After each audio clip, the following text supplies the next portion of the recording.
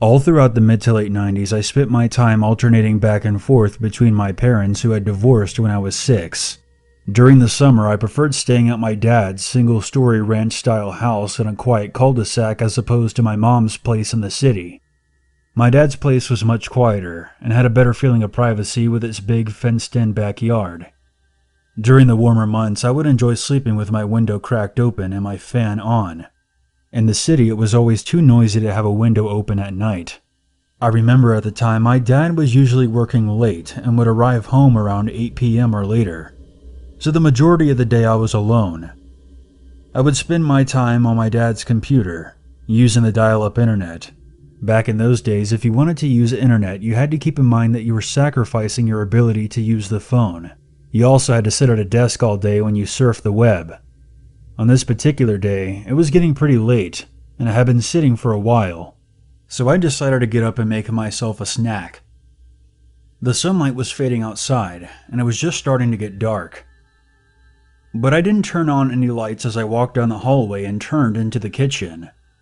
Using the light from inside the fridge, I began to shuffle around looking for something to make a sandwich out of, when I heard something that made me pause. Back inside my room, I had a lamp on my nightstand that had these tiny charms hanging from the shade. Whenever I went to raise or lower my window, the nightstand would shake, and the charms would make tiny wind chime type sounds. I was used to the sound, but I had never once heard it from outside my room, because I was the only one who ever touched my window. And for such a small sound, I was surprised how far it traveled. There was this animalistic moment where my entire body froze, and I felt my sense of hearing dial itself up to 11 as I strained to catch every small noise coming from my room. I heard a couple of footsteps on my carpet, some muffled voices, and I heard the creak of my door opening. I let the fridge door swing shut and rushed over to the back door, but as soon as I opened it, I paused. Out the back door led to our screened-in back porch, which led outside to our fenced-in yard. Going through the screen door would make way too much noise, and whoever was now in the house would be able to catch me before I was able to unlock the gate to exit the backyard. I would have to run back towards the intruders to get to the front door, so not knowing what else to do, I ducked into a small closet right next to the fridge, where my dad kept the vacuum. There was barely enough room inside for me to stand up straight, and I knew that if they happened to open the door, I was caught. So I kept my hand on the doorknob to hold it closed. I heard 2 sets of footsteps walking down the front hall, and suddenly somebody was in the kitchen. He wasn't even being cautious. He was just sauntering around, opening cabinets and drawers like he belonged there. I heard him open the fridge right next to me and knock a few things around inside. I heard an annoyed voice coming from the hallway. "What the hell are you doing?" The second voice responded. "I'm starving, man. I haven't eaten all day. Get the fuck out of there," the first voice snapped. The fridge door shut abruptly, and suddenly there was a tug on the handle of the closet I was hiding in. I tensed, and I held the door latch firm. All the guy had to do was pull on it hard, and I would have toppled right onto the floor. "Hey, this one's locked." The voice came from right outside the door. As soon as I heard it, I knew I was done, and I mentally prepared myself to be kidnapped or murdered. The second voice came again over by the back door. "Hey, did you open this?" "No, why?" "Then somebody was just here. They must have run out back." I heard both of the intruders run out to the back porch. I could have taken that moment to run, but I was shaking so hard at me nearly getting caught that I didn't trust myself to try and take a step. I thought about trying to go for the cordless phone on the counter, but I remembered the dial-up internet was still using the phone line. After another few moments, the 2 men ran back into the house and made for the front door. I heard the front door unlock and swing open. They hadn't been out of the house for more than 5 seconds before I heard a police siren wailing as it drove past the house. Turns out my neighbor had spotted the 2 men walking around outside and called the cops as soon as she noticed them opening my window from the outside. They were kids themselves, really. One was 18 and the other was 19. My dad arrived home shortly after, and we ended up staying at my aunt's for the night. I was incredibly shaken for the next several days. and the smallest of noises made me anxious, and I was too afraid to be alone. Looking back now, those two kids likely would have taken off running if they had found me. They didn't even have any weapons on them. But at the time, I didn't know that, and the experience traumatized my tiny 11-year-old mind. Who would have thought on a quiet cul-de-sac with houses surrounding me on all sides, and the sun not even completely gone, that my house would be invaded? The city may be noisier, but at least at the time, it was safer.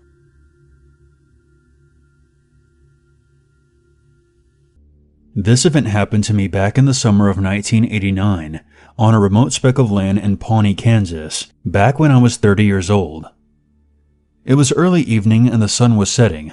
There was a warm breeze outside, which I remember clearly because I had just burnt a bag of popcorn in my defective microwave, and had flung open the windows to air out the kitchen. I don't remember what I left the house to go and find, but after tossing the burnt bag of popcorn into the trash, I recall exiting out the back door and walking towards the barn. I remember hearing a noise off to my left in the field, like a faint cough, but I ignored it. My mind was focused on other things, and I wasn't even remotely worried about a complete stranger could have been wandering across my property. As it turns out, I should have been. When I exited the barn and made my way back towards the house, I stopped dead in my tracks as I made eye contact with a very large and extremely unkempt bearded man, perhaps 10 yards away from me. Judging by the amount of gray on his beard, I determined him to be 60 or older. He was barefoot, wearing stained overalls in addition to suspenders over his bare torso, which struck me as being unnecessary and strange. While his body looked extremely worn down and tired, his eyes were wild and fierce, and full of hunger and malice. In his right hand he carried a hatchet. And before I could form a sentence, I already visualized in my head how many steps it would take for him to reach me. I was alone, a vulnerable young woman, with no one around for miles to hear me scream, trapped out in the open by this man who appeared to have sprung from the grass, blocking the path to my house. I'm not sure how long we stood there in silence, but I recall I was about to ask him what he wanted when the man spoke up. I remember his voice was much deeper and more elegant than I expected it to be. "I'll spare your life for some whiskey." I stammered something, I don't recall what, and the man raised his voice and screamed at me. "Whiskey!" I took a reflexive step back, and the man started stomping towards me. He didn't raise the hatchet, but I'll never forget the hatred in his eyes as he closed the distance between us. That's when it happened. Blood exploded out of the side of his head, and he collapsed onto the grass, making a sound like a grunt as he hit. I might be remembering things slightly out of sequence, but I thought I heard the crack of a rifle echo after he fell, not before. I didn't stop to think or look twice. I sprinted for my kitchen, terrified that someone would fire a second shot at me. Once inside, I should have locked the door and called for help. But instead I grabbed my car keys, ran out the front door, climbed into my tiny red Volvo, and drove to the nearest police station. It wasn't until I spoke to the officer at the desk that I realized that I had blood splatter on my dress. 3 police cars escorted me home, at which point it was long after dark. They combed the area with flashlights and discovered a large pool of blood on my back lawn, but there was no body, not even the hatchet. They set up a perimeter and expanded their search, but by the time dawn came and my husband returned, they had found nothing. No trace of the bearded man, or whoever had fired the rifle. They asked me multiple questions about the man and the sound of the gunshot. I suppose they were trying to determine the caliber, and perhaps deduce how far away the gunman had been standing. But the incident happened so fast that there was some information that I just couldn't provide. The police brought out their hounds, who traced a scent for over a mile into our backwoods until the trail went cold, and nothing further was ever discovered or reported to me. To this day, I can't describe exactly who that bearded man was, or who ended his life. My family has suspected that he might have been an escaped convict, or a deranged madman, and whoever fired that shot must have been hunting him, and chose to act in that moment to save my life, because I have no doubt the bearded man would have done some serious harm to me. Sometimes I can bring myself to feel grateful to the unseen shooter, but other days I feel cold inside and afraid, knowing that regardless of whatever my family reasons or suspects, I'll never know for sure if that person with the rifle had not actually been aiming at me.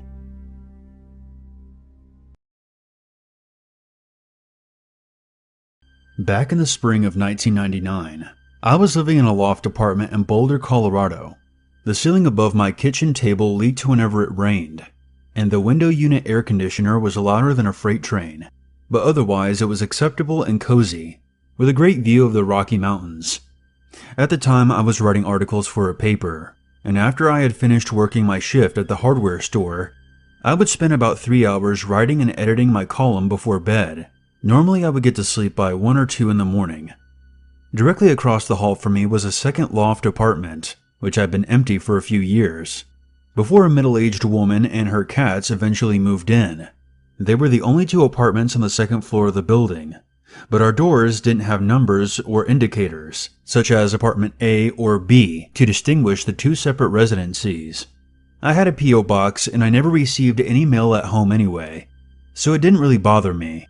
But it did cause some confusion that I believe nearly resulted in my death. One evening I was typing away on my computer while listening to soft, classical music on the radio. When I got up to refill my glass of wine, I walked past my front door, and completely on a random impulse, I decided to look out the peephole. I don't know what I expected to see. It was just after 1 in the morning after all, but sometimes you just need that peace of mind, which is exactly what I didn't get. Standing outside my neighbor's door, directly across from me, was a short, heavy-set bald man with gloves on his hands, but no shoes on. I remember spotting his gray socks against the dark wooden color of the floorboards. He wore a dark green windbreaker and jeans, and appeared to be testing the knob of my neighbor's door. I remember the sensation of my heart skipping a beat. I had no idea who this man was. I had never seen him before in the building. But it was his actions more than his appearance that made me uneasy. It was clear that he was trying to be very quiet. He had no key, but was cautiously turning the knob back and forth to see if it was unlocked. I stared at him suspiciously for perhaps 30 to 40 seconds, concentrating very hard on keeping quiet, aware that if he got the door open, I may have to run and find my phone to call 911. After another few moments, he released her knob and bent down to open a gym bag by his feet that I hadn't noticed before. I caught a side view of his face, and he looked older than I had initially expected. Suddenly noticing his face made me nervous for some reason, and I began to feel my palms starting to sweat. Realizing I still had my wine glass in my hand, I took a careful step away from the door and set my glass down on the table. I returned to the door, both hands carefully pressed against the wood, as if making to reinforce it. I peered out through the peephole again. My blood froze. The man was looking directly at my door, standing completely still, a look of suspicion in his dark eyes, and a crowbar clutched in his left hand. My heart began pounding so loud in my ears, I was convinced that the stranger could probably hear it. The kind of peephole the door had didn't really work only one way, like most of them do nowadays. It just kind of frosted outside of the glass to blur the view of whoever was inside. All the lights in my apartment were out except for my desk lamp. When I stepped away from the door, had he seen the lamp shining through the peephole? And when I stepped back, had he noticed the small pinprick of light vanish? I felt sweat begin to form on the back of my neck as the man took 2 steps forward and jiggled my knob, which was securely locked. I forced myself to stay put, worried that if he made to break in, even with my full weight on the door, I wouldn't be able to prevent him from getting in. The man jiggled the knob twice more, and I was terrified by the fact that we were so close together. Had the door not been there, he would have been able to feel my breath on his skin. I watched as the man again looked up at the peephole. I remember his blue eyes feeling cold, savage, and malicious. I just knew that he intended to cause me or my neighbor harm. That's when the unthinkable happened. He knocked softly 3 times on my door, and I heard him whisper, "Open it." There was no way he could have known for sure that I was there. I imagined he was trying to get a reaction in case someone was standing there, but I was legitimately too terrified to move or speak. In fact, I was barely breathing. It's clear to me that's what he was doing, because when I had been across the room at my computer, there was no way I would have heard that knock. It was a direct threat to whoever was close enough to hear it. The man stood there for maybe another 10 seconds, then he grabbed his bag and headed down the stairs, barely making any noise on the wood, thanks to him not having shoes on. I remember being too afraid to turn my back on the door, terrified that he was bluffing, and that he would come back upstairs at any moment. I made myself count to 20, and then I took a deep breath, walked across the room to my desk, and picked up my Nokia cell phone and called the police. Whispering the entire time, I informed the operator that there was a suspicious man right outside my apartment door, but I had barely spoken for a full minute when she informed me that a squad car was already en route to that address. I happened to glance out the window, and I noticed the bald man was standing on the sidewalk beneath me. When he saw me peeking, he waved a hand up at me and then disappeared across the street into an alleyway. I nearly choked on my breath and told the operator exactly where the man had gone. When the police arrived an agonizing slow few minutes later, they searched the alleyway before coming up to interview me and my neighbor. She had called the police a few minutes before I had, because she had seen the shadows of feet coming from under her door in her dark apartment, thanks to the light in the hallway. She revealed that she was in the witness protection program, and before the morning came, she and her cats were taken away by 2 men in FBI jackets, and I never saw her again. I went to the station the following day and provided a description of the man to a sketch artist. To this day, I'm not positive the stranger was specifically looking for my neighbor, but if I had to guess, I would say it wasn't just a burglar looking to rob us. My theory was that because there was no numbers on the doors, he wasn't sure which apartment was hers, and therefore tested both. When he wasn't sure which apartment to break into, he decided to play it safe and leave. To the best of my knowledge, they never caught him.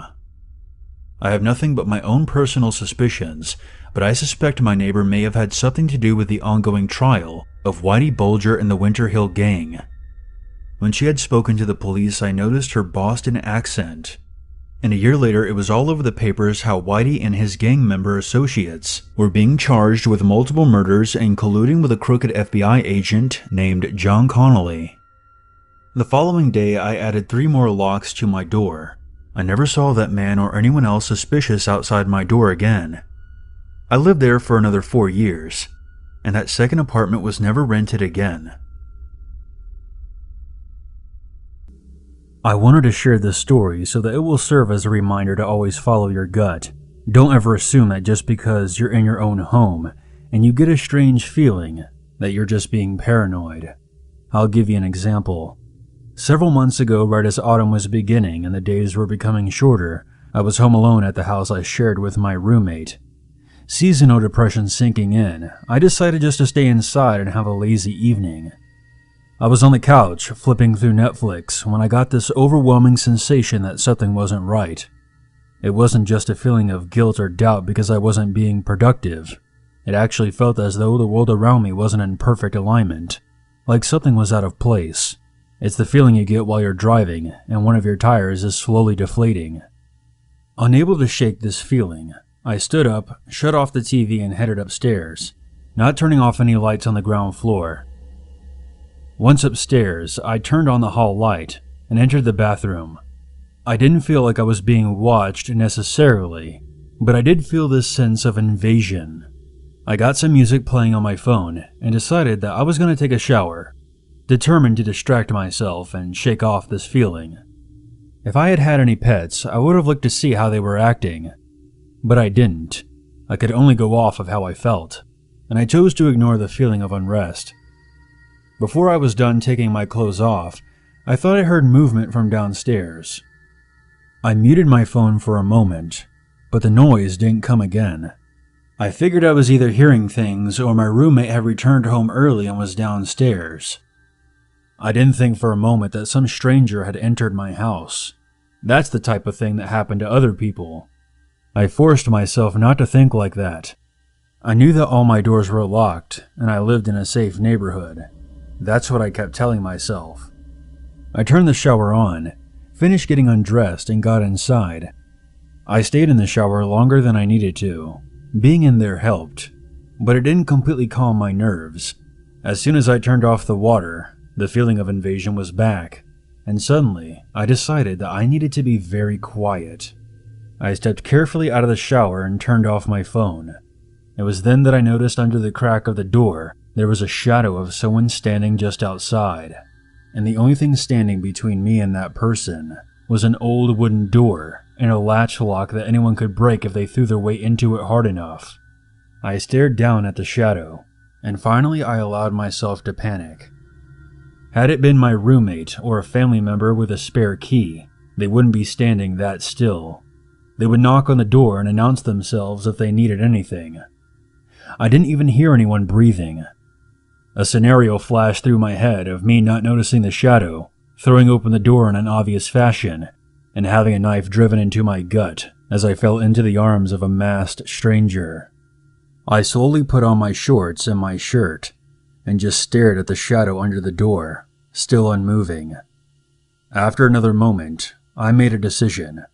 I slowly began to open the bathroom window. I flushed the toilet and lifted on the wooden frame. I then stepped up and then hung my legs out the window. As I was sliding out fully on the roof, my head knocked against the blinds and made them rattle. I swear in that split second, my heart stopped, and I heard movement from outside the door. I leapt out the window right as I heard the door crash open behind me. When I slid across the roof, I immediately let myself fall to the cold ground. I picked myself up and sprinted across my lawn, without even bothering to look back to see if anyone was chasing me.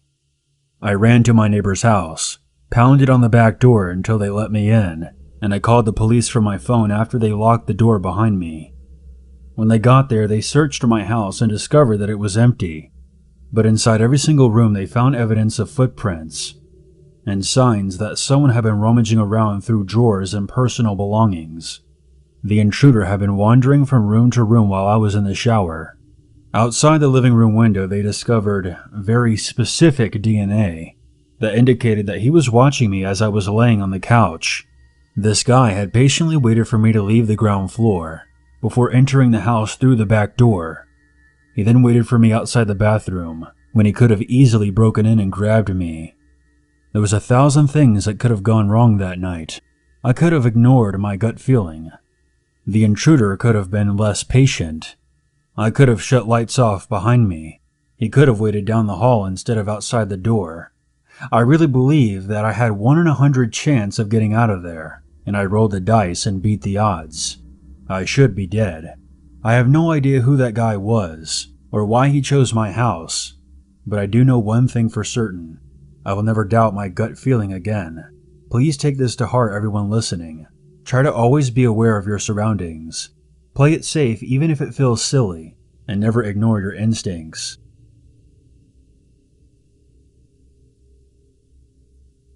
I was around 19 or 20 when this occurred. I was living in a small apartment with my best friend, Mason, at the time. The front door was about 2 to 4 feet from his bedroom door, while mine was down the hallway toward the back of the apartment. One morning at around 3 a.m., I woke to some heavy knocking on our front door. My dog instinctively reacted and began barking. At first, I ignored it, thinking that it was an estranged family member of mine I wanted nothing to do with. That's a story for another time. I also knew that I shouldn't open the door to anyone this late, as we were on the first floor of our apartment building. The knocking continued, so I grabbed a knife and walked to the door.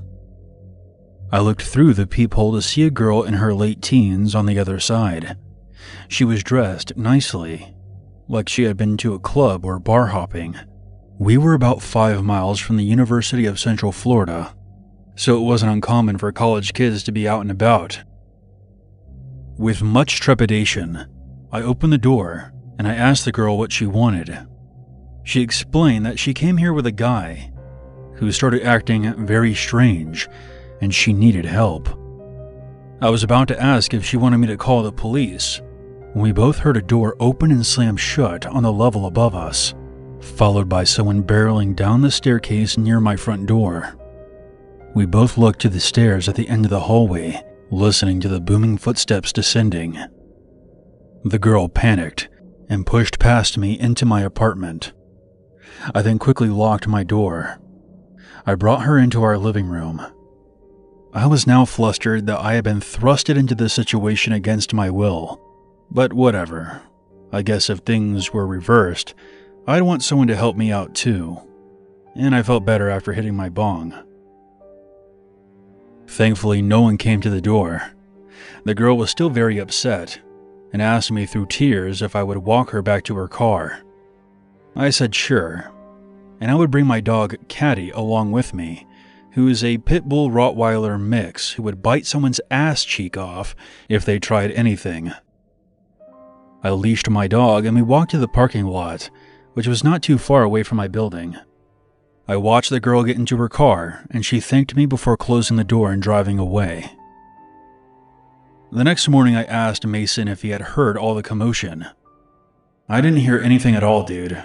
I slept soundly through the night. When I told him what happened, he didn't believe me at first and even teased me. You're so full of shit.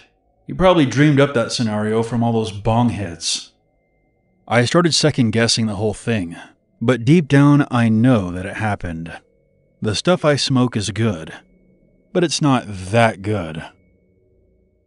I still have no idea what the guy on the second level looked like or what his intentions with that girl were.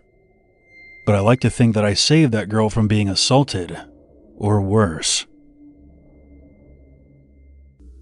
I was only 13 years old when this happened. I would be paid extra since I was going to be babysitting so many kids. I don't recall how many, but there were a lot. The reason why I was trusted with so many was because I knew them since my parents and their parents were all friends growing up, making us kind of form into a group. Now, I was the oldest out of every single kid, which was the reason I was in charge. Of course, it was going to be a long night, knowing that our parents would be at some bar far away until like around 2 in the morning, and then stay at a hotel. For some background, I knew the kids and they knew me. I being the oldest, 13 at the time, and the youngest being around 4. There was definitely a little bit of an age gap.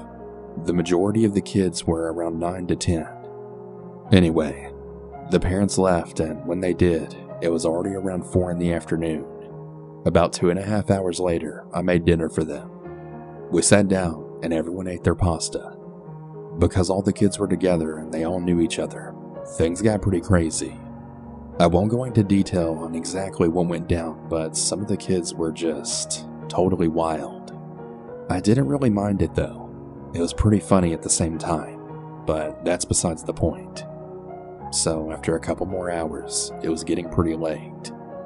I recall it being around 11:30 when kids were starting to settle down. I had to take care of some of the kids who injured themselves by doing some really stupid stuff that was really dangerous, and I couldn't make it in time since I had to deal with some other problems as well. But I would consider myself a very caring and kind person because I always did what I needed to do to calm them down. So like I said, it was around 11:30 when they were starting to settle down, and then not too long after, they were starting to pass out. I brought and carried them upstairs and put half of them in one of the 2 kids' rooms. For the sake of keeping the real names out, basically we were at the house that belonged to the Abels family. Ava and Dom were the kids in the family, making it their house. I put half the kids in Dom's room and the other half in Ava's room. They passed out very quickly after that.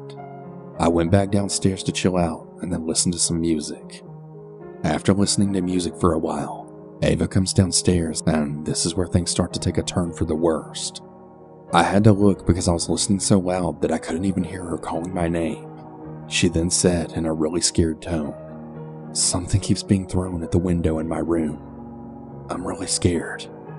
I was a little uneasy to be hearing this since this was such a weird thing to be happening at this time of night. I gave her a hug and I assured her that everything would be alright and that I would go check it out. The bedrooms were on the 3rd floor, so this was especially weird since the room's windows were really high up. I went into Ava's room and I saw that the kids were sleeping. I guess no one else had heard the something hitting the window. I started to think that Ava was just making this up or something. I went back downstairs and I went to the couch where Ava was. I was a bit surprised to see that Ava wasn't there. This is when I then hear something from downstairs. It sounded like a muffled girl scream for help.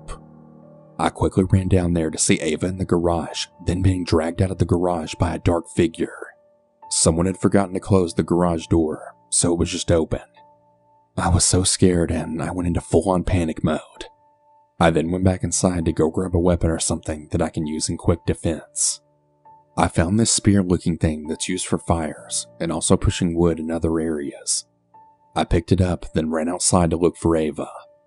I soon saw Ava and this really dark figure, which was taking Ava in the backwoods. I then hit the dark figure in the back of the knee, practically stabbing the figure since it had a sharp edge on the side of it. The figure fell back and let out a yell of pain, which is when I grabbed Ava and then practically carried her back into the house. Very stupidly, I left the weapon I had outside. Since I was in a panic, I think that I just didn't have time to think about it since Ava was the main priority for me. I get back inside and close the garage door, hoping that was the end of it. I decided not to call the cops because I get really nervous when it comes to cops, so I just wanted to avoid that. I ran upstairs but tried not to make too much noise to see if any of the kids were awake due to hearing the commotion from outside. There were only about 2 kids who were awake, and they asked what was happening. I told them to just fall back asleep and that there was a situation that happened. They really wanted to know what, but I just told them I'll tell them in the morning. I really don't blame them.